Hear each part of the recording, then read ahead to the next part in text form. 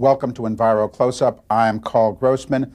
The subject, noise in our skies, and we're speaking about jet noise, about airplane noise in our skies, and for millions of U.S. citizens. I mean, the din is overwhelming. They hear it all the time.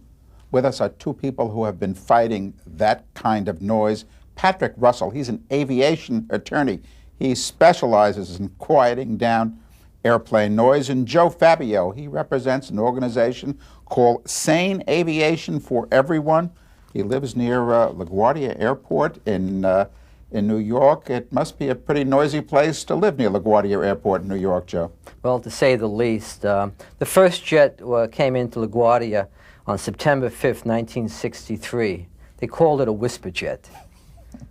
The Aircraft Noise and Capacity Act recently stated that they can quiet down these places, and they're going to put hush kits on these quiet jets.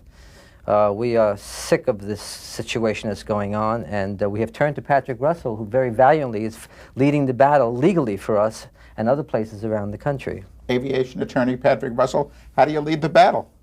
Well, you lead the battle by organizing the citizens, first of all, and then determining the noise level, and then thirdly, having a bevy of consultants, which I have, former FAA consultants who are able to analyze the problem and then apply the law that the FAA overlooks to see that people are treated properly. Now that apparently is a key problem here. The Federal Aviation Agency is in charge of dealing with airport noise, airplane noise. Also, the Federal Aviation Agency is in charge with promoting as much air traffic as the FAA can get into one airport or one city. This is like the fox guarding the chicken coop, no? Well, it's very much like the NRC. You know, we have an agency regulating. It's more, to me, it's similar to the Commerce Department regulating the wetlands. The very problem is that this jurisdictional anomaly arises not only in the law, but out of the culture of the FAA. Quite frankly, it's fed by three main streams: pilots, former military personnel, and engineers who are very good at what they do, promoting aviation on the one hand, but do not have the perspective to build a consensus and formulate policy. So the people affected by the noise are completely discarded, and the aviation interests, primarily the economic interests of the carriers, are promoted to the hilt. Now, in a recent speech to, this is the New York State Bar Association, you, Patrick, said to call noise a nuisance is like calling smog an inconvenience. Noise must be considered a hazard to the health of people everywhere. I mean, what you are doing there, and apparently do all over, is sort of elevate the issue of noise beyond just being oral scenery to a real public health menace. What's your documentation on that? How can you sustain the charge that noise is dangerous for your health?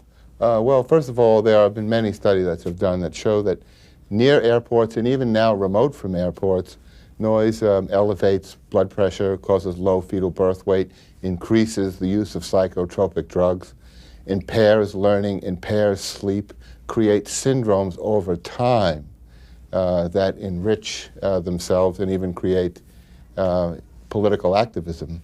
Not that that's a form of illness of any kind, but it does actually generate a response far beyond someone merely being annoyed. In addition to that, I think when you examine noise in the political context under which we have been living in the past 20 years, you begin to understand what has happened here.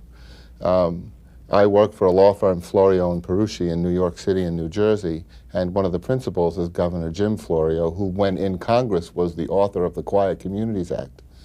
And that created an Office of Noise Abatement and Control in the Environmental Protection Agency, which had in each region a cadre of workers who worked from the local to the federal level to reduce noise, and including aviation noise. During the Reagan Revolution, the Office of Noise Abatement and Control was defunded. And it is the only program that was that has not been refunded as a result of the entire Reagan revolution. And in fact, in the Bush administration, because we were in a kinder, a gentler world, there was one half-time staff member in the EPA to deal with all the noise in the United States. Now, the consequence of these policy decisions is as follows. The average decibel increase is 1 decibel per year for the past 15 years for the average American. We live in a noisier world, in a more disturbing world, and in a world where we can no longer go to the quiet places we need to go to draw the strength to contest the daily struggles we have to face. Mm-hmm. Pat Russell, you're sort of the paladin against airport noise in the United States. You go from region to region, and you're there to help organize the opposition to jet noise. How do you do it? Well, of course we represent them legally, but as you know, I have a background in organizing groups from past experience, Office of Economic Opportunity, and fighting nuclear power plants and in political campaigns. So when we go in to deal with a problem of this magnitude, we're usually dealing with great numbers of people. So we have produced a manual that breaks the problem down for them. So they are trained in press relations, raising money, political sophistication, as well as the science and technology of what they're dealing with. One of the problems is that the agency tries to overwhelm citizens groups. The FAA. Yeah, the FAA, by beating them to death with technical minutia. It's really an affront to the heritage of every single person here in the studio, the way they deal with the citizens of this country in that respect. So we arm them politically and technically to make sure they know what they're talking about and know to whom to deliver it. In addition to that, we break the problem down into 4 areas in any given situation, and that is routes, engines, damages, and accountability. The first major problem that usually affects the metropolitan area is the route structure that's driven by the carriers to the detriment of the homeowner and citizens in their environment trying to enjoy just the ordinary expectation of quiet enjoyment. As you know, I was the attorney for the National Airport Watch Group, which is a coalition of 75 cities, when the 1990 Airport Noise and Capacity Act was written. I was part of the negotiation and drafting of that statute.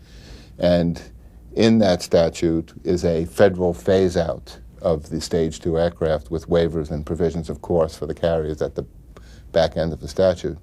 And in the course of those negotiations, we got involved with Queens and New Jersey, actually subsequent to that, because the New York metropolitan area had a disproportionate number of these planes. And as a result of our efforts, at least at Newark, the phase out of Stage 2 aircraft is 3 years ahead of schedule. And now we're going to work on LaGuardia with Joe.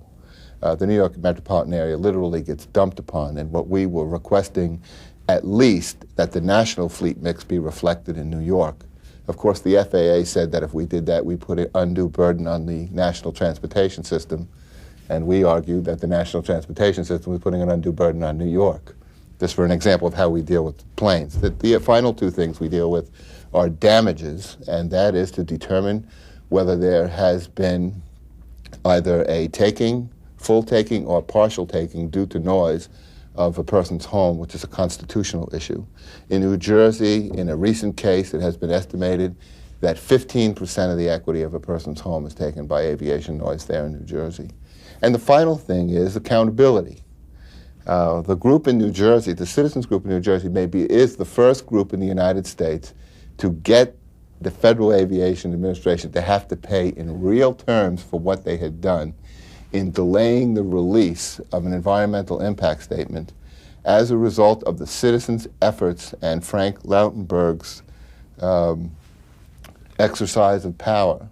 Every employee in the FAA who was connected to the New Jersey EIS had his or her salary frozen until the EIS was released. And EIS is? Environmental impact statement. That was a study done in New Jersey to determine the impact of aviation noise with these large-scale route changes that occurred. This has been Enviro Close-Up. Thanks for watching.